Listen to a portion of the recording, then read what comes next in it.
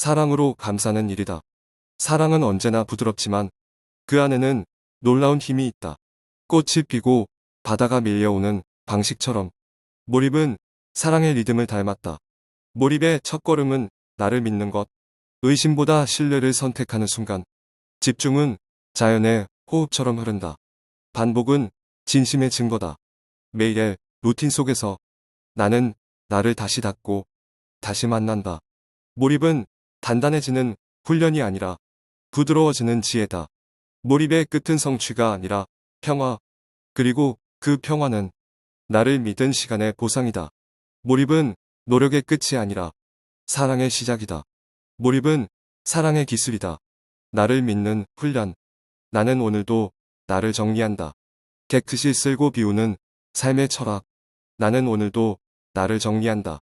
마음의 묵은 생각을, 책상 위 먼지를 닦듯 털어낸다. 쌓여온 감정의 먼지와 미뤄두었던 일의 그림자를 하나씩 쓸어낸다. 정리는 단지 물건을 제자리에 두는 일이 아니다.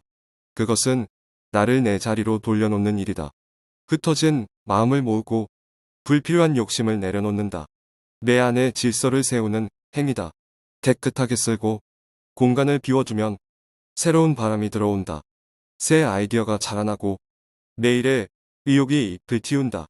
이제 나는 안다. 정리는 끝내는 일이 아니라 다시 시작하기 위한 준비라는 것을. 비움은 포기가 아니다. 오히려 진짜 나를 남기는 일이다. 그래서 나는 오늘도 나를 정리한다. 방 한 켠을 닦듯 마음의 구석을 훑으며 묵은 먼지 속에서도 여전히 반짝이는 나를 발견한다. 정리의 철학은 곧 존재의 미학이다. 너무 많이 가지려 할수록 나는 나를 잃어버렸고 비워낼수록 나는 나답게 남았다. 오늘도 작은 걸레 하나로 하루의 마음을 닦는다. 그 단순한 행위 속에서 나는 다시 살아있는 나를 확인한다.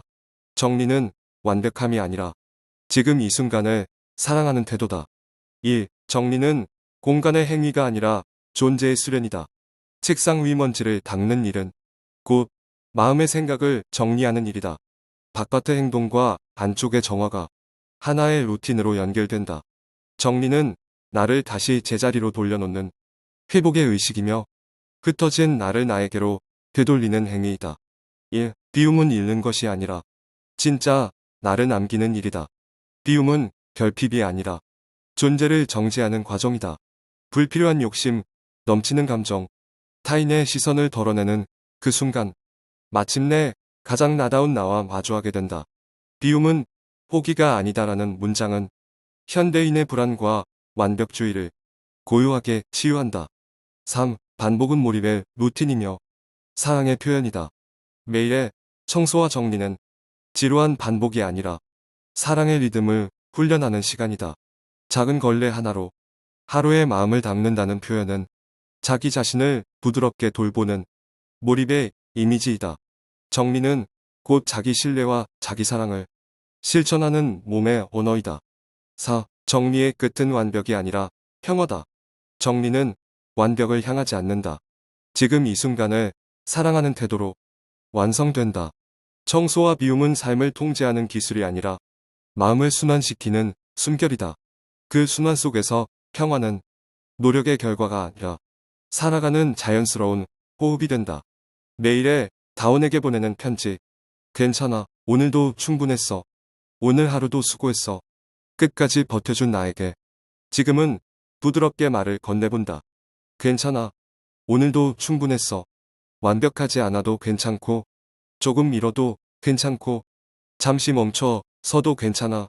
왜냐하면 그 모든 순간도 온전히 나였으니까. 나는 오늘의 나를 꾸짖지 않는다. 대신 묵묵히 견뎌준 내 자신에게 고맙다는 마음을 보낸다. 실수의 순간도, 망설임의 순간도 모두 내일의 나를 키우는 소중한 자양분이 된다. 내일의 나는 오늘보다 조금 더 가벼울 것이다. 오늘의 내가 이미 최선을 다해 살았다는 걸 알고 있기 때문이다. 오늘의 다원이 있었기에 내일의 다원이 자란다. 그래서 나는 오늘의 나를 용서하고 내일의 나에게 편지를 쓴다. 다원아, 너무 애쓰지 말자. 우리의 성장은 가장 조용한 숨결 속에 있으니까. 오늘도 잘 버텼으니 이제는 눈을 감고 쉬어도 된다. 밤하늘의 별처럼 하루에 작은 빛들이 모여 내일의 길을 밝혀줄 테니 오늘의 나는 내일의 다원을 믿고 내일의 다원은 오늘의 나를 안아준다. 우리는 그렇게 서로를 위로하며 자라간다. 괜찮아. 오늘도 충분했어. 이 한 문장이 내일을 살아낼 용기가 된다. 내일의 다원에게 보내는 편지 구조 해설. 오늘을 닫고 마음을 정리하는 문장 구조. 오늘의 피로와 모자람을 탓하지 않고 모든 시간을 성장의 일부로 받아들인다. 그 모든 순간이 온전히 나였으니까. 하루 전체를 품어주는 핵심 문장. 사랑 몰입 위로로 이어지는 철학적 3단 구성. 다음 작가의 대표 사유를 한 줄로 정리하면 몰입 정리 위로, 사랑의 실천이 집중 정리 치유로 확장된다. 시간을 건너는 자기사랑. 오늘의 내가 내일의 나를 북돋고 내일의 내가 오늘의 나를 안아주는 구조. 가장 따뜻한 시간적 위로의 모델. 명상적 호흡과 리듬의 문체. 짧은 문장, 잦은 쉼표, 반복되는 확언. 기도, 주문, 자기암시의 기능. 이 글은 읽는 글이 아니라 숨쉬는 글이다. 괜찮아. 오늘도 충분했어. 오늘의 나는 내일의 나를 믿고 내일의 나는 오늘의 나를 안아준다. 성장은 애씀보다 수용에서 시작된다. 비판 대신 감사로 하루를 닫는 것, 그것이 회복의 첫걸음이다. 오늘의 다원이 있었기에 내일의 다원이 자란다. 수고했어. 우리 장기팀. 다음 작가. 오늘 아침 나는 거울 앞에 서서 문득 생각했다. 얘들아, 고맙다. 누구에게 말하냐고? 내 몸속에서 묵묵히 일하는 직원들 말이다. 먼저, 심장씨. 이 친구는 말도 안 되게 성실하다. 단 하루도 쉬는 날이 없다. 내가 일어나기 전부터 출근하고, 내가 잠든 후에야 퇴근한다. 야근도 자진해서 하고, 단 한 번도 수당을 요구한 적이 없다. 내가 커피를 2잔 연속으로 마셔도, 오늘은 좀 빠르게 가보시죠. 하며 온몸의 속도를 맞춰준다. 이 정도면 명실공히 올해의 직원상 감이다. 그 옆엔 태 형제가 있다. 쌍둥이라 그런지 호흡이 찰떡이다. 하루에도 수천 번 들이쉬고 내쉬며 신선산소 특급 배송 갑니다. 하며 일한다. 나는 숨 쉬는 게 당연한 줄 알았는데 사실은 이 형제가 공기 택배 회사를 운영하고 있었던 거다. 그 아래에는 위장부가 있다. 솔직히 이 팀에게 제일 미안하다. 야식, 매운 떡볶이에 밥해, 칵테일 등까지 매번 계약 위반을 저지르며 이안, 오늘도 부탁해 하면서도 그들은 꿋꿋하게 일을 해준다. 딱히 불평도 없다. 우린 소화력으로 승부하는 팀입니다. 그 말 한마디에 눈물이 핑 돌았다. 그리고 간 부장님. 이분은 완전 뒷정리 전문. 스트레스의 약은 기름진 음식, 약까지 털어넣어도 정리 들어갑니다. 하고 독소를 처리한다.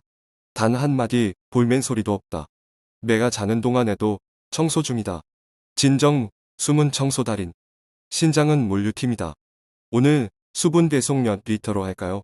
물어보지도 따지지도 않고 필요한 만큼 정확하게 공급한다. 심지어 2명이 교대 근무다. 이 친구들 없으면 나는 물정 모르는 사람이 됐을 거다. 뇌국장님은 생각과 계획이 아주 많다. 하루에도 수백 개의 아이디어를 쏟아내고 열정이 넘쳐 잠도 못 자게 할 때가 있다.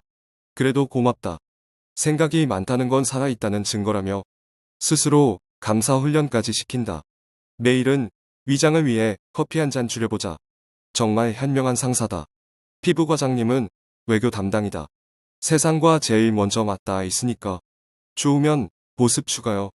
나는 신호를 보내고 햇빛이 강하면 자외선 방어 지원 바랍니다. 라고 보고한다. 덕분에 나는 세상과 부드럽게 인사할 수 있다.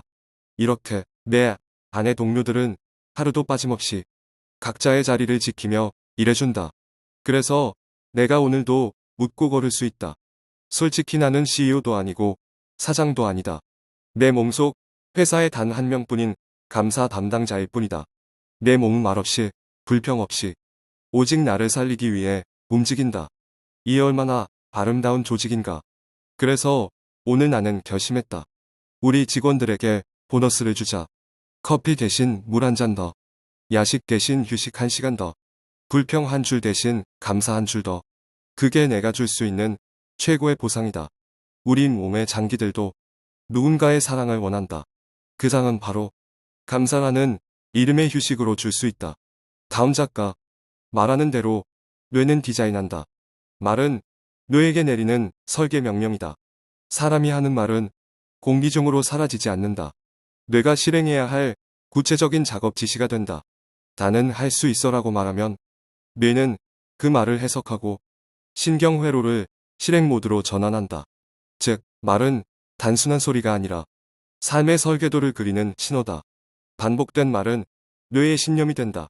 반복은 기억을 구조로 바꾸고 구조는 현실을 만든다. 매일 되풀이하는 말은 이건 진짜야라는 신호를 뇌에 보낸다. 그렇게 신념이 형성되고 신념은 자동화된 행동 시스템이 된다. 난 못해라고 말하는 뇌는 실패를 연습하고 난 할 수 있어라고 말하는 뇌는 성공을 연습한다. 행동은 말의 증거이며 신이 이해하는 언어다. 행동으로 이어지지 않는 말은 기억 속에서 사라지지만 행동이 된 말은 뇌의 회로에 새겨진다. 신이 인간에게 준 가장 큰 선물은 생각대로 움직일 수 있는 몸이다. 말과 행동이 하나가 될 때 뇌는 신의 의도처럼 작동한다. 말하는 대로, 살아내는 대로 뇌는 반복한 말을 현실로 바꾼다. 뇌는 진실과 충분히 반복된 말을 구분하지 않는다. 반복은 곧 진실이 된다. 그래서 뇌는 당신이 믿는 방향으로 에너지를 배치하고 세포, 호르몬, 감정, 사고를 그 말의 방향으로 조정한다. 매일 나는 행복해 라고 말하는 사람의 뇌는 진짜 행복을 찾기 위해 쉬지 않는다. 이것이 뇌의 거룩한 충성심이다. 삶의 주도권은 결국 말과 행동의 일치율로 결정된다. 말과 행동이 어긋나면 뇌는 혼란을 느끼고 에너지가 흩어진다. 그러나 말과 행동이 일치할 때 뇌는 안정된 리듬을 만들어 몰입 상태에 들어간다. 그 순간 우리는 신이 의도한 창조의 순간에 가장 가까워진다. 진리 명언. 말은 설계도이고 행동은 완성이다. 뇌는 그 둘이 일치할 때 신이 원하는 삶을 짓는다. 반복된 말은 뇌의 믿음이 되고 믿음은 결국 삶의 디자인이 된다. 해는 빛으로 일하고 공기는 사랑으로 일한다. 해는 늘 바쁘다. 아침마다 세상을 깨우고 저녁마다 하루의 장부를 닫는다. 그러나 피곤하다고 한 번도 말하지 않는다. 그저 조용히 떠오르고 조용히 다시 진다. 누가 보든 말든 그것이 해의 직업일이다. 달은 조금 더 유연하다. 오늘은 밤만 비출게요. 오늘은 잠깐 쉬었다 갈래요. 달은 원하는 대로 자신의 리듬을 조절한다. 완벽보다 조화의 아름다움을 알고 있다. 그래서 달빛 아래에서는 사람들이 눈물을 흘리고 고백을 한다. 달은 인간 감정에 숨을 틔워주는 야간 상담가다. 별은 그보다 더 자유롭다. 빛나도 좋고 숨어도 좋다. 누군가에게는 희망의 좌표이고 또 다른 누군가에게는 이불 속 상상력을 반짝이게 하는 등불이다. 별은 해처럼 거대하지도 달처럼 가까이 있지도 않다. 그러나 존재 그 자체만으로 모든 어둠 속에 작은 가능성을 남긴다. 그리고 공기. 거의 누구도 신경 쓰지 않지만 세상의 무대는 언제나 공기의 손끝 위에서 돌아간다. 해가 비추는 것도, 달이 그림자를 만드는 것도, 별이 반짝이는 것도 모두 공기가 길을 내주기 때문이다. 공기는 말이 없다. 하지만 가장 많이 일한다. 해의 열을 고르게 섞고 달의 서늘함을 부드럽게 감싸고 별빛이 지구에 닿도록 통로를 비워둔다. 사람이 숨쉬고 나무가 자라고 파도가 춤추는 것까지 모두 공기의 조율 덕분이다. 어쩌면 인생도 이와 같다. 누군가는 해처럼 앞에서 이끌고 누군가는 달처럼 뒤에서 위로하며 누군가는 별처럼 멀리서 응원한다. 그러나 이 모든 관계가 조용히 이어지는 이유는 우리 안에 공기 같은 마음이 언제나 보이지 않게 일하고 있기 때문이다. 그래서 나는 오늘도 스스로에게 묻는다. 나는 내 아내의 공기를 잘 지키고 있는가? 화를 내고 비교하고 조급해질 때면 공기는 흐려지고 숨이 막힌다. 하지만 감사하고 이해하고 잠시 멈추는 순간 공기는 맑아지고 세상은 새로워진다. 해는 빛으로 일하고 달은 그늘로 일하며 별은 꿈으로 일한다. 그리고 공기는 그 모든 일을 살게 만드는 사랑의 숨결로 완성한다. 에필로그 명언. 해는 보이며 일하고 달은 은은히 비추며 일하고 별은 반짝이며 일한다. 그러나 공기는 비록 보이지 않아도 모든 생명을 살리는 가장 성실한 노동자다. 가족 주식회사. 세상에서 가장 복잡한 조직이 있다면 그건 바로 가족 주식회사일 것이다. 직급은 평등하지만 역할은 분명하다. 아들, 딸, 엄마, 아빠, 할머니, 할아버지, 손자, 손녀 모두 각자의 책임을 갖고 있다. 아들의 역할. 아들은 시행착오 부서를 이끄는 책임자다. 넘어지고 깨지며 다시 시도하는 실험 관리자다. 엄마에게는 걱정거리. 아빠에게는 아직 못 믿었지만 세상은 그런 시도로 발전한다. 아들은 실패를 통해 가족의 미래 보고서를 쓴다. 딸의 역할. 딸은 감정 관리팀장이다. 웃음 한 번이면 분위기를 환하게 만들고 울음 한 번이면 모두의 마음을 녹인다. 가족의 감정 온도를 조절하는 일. 기술보다 사랑이 더 필요한 자리이다. 딸의 괜찮아 한마디는 가족 전체의 냉난방을 동시에 켜는 버튼이다. 엄마의 역할. 엄마는 가정의 최고 운영 책임자다. 일정, 식단, 감정, 위생, 재정 모두 엄마의 손안에 있다. 하지만 급여는 없다. 대신 맛있어. 엄마 최고. 같은 감정 보너스로 일한다. 엄마는 사랑에 보이지 않는 물류 시스템. 모든 것이 흐르게 만드는 조용한 관리자다. 아빠의 역할. 아빠는 안정 유지 본부장이다. 때로는 과묵하고 때로는 재빠른 내부 보안 요원이다. 모두가 불안할 때 괜찮아 한마디 던지는 사람. 그 말 한 줄이 가족의 구조물을 지탱한다. 아빠의 역할은 단단한 침묵으로 가족을 감싸는 일이다. 할머니의 역할. 할머니는 기억 보존관이다. 가족의 역사를 이야기로 보존하고 시간이 빚은 지혜를 레시피와 함께 전한다. 그땐 그랬지. 라는 한마디는 아이들의 상상력을 자극하고 과거의 이야기가 미래의 나침반이 된다. 할아버지의 역할. 할아버지는 평화 연구원이다. 젊어서는 싸우고 달리느라 바빴지만 이제는 평화가 가장 귀하다는 걸 안다.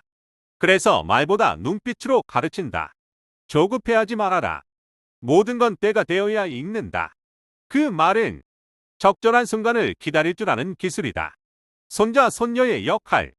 손자와 손녀는 미래 연구소의 실험가들이다.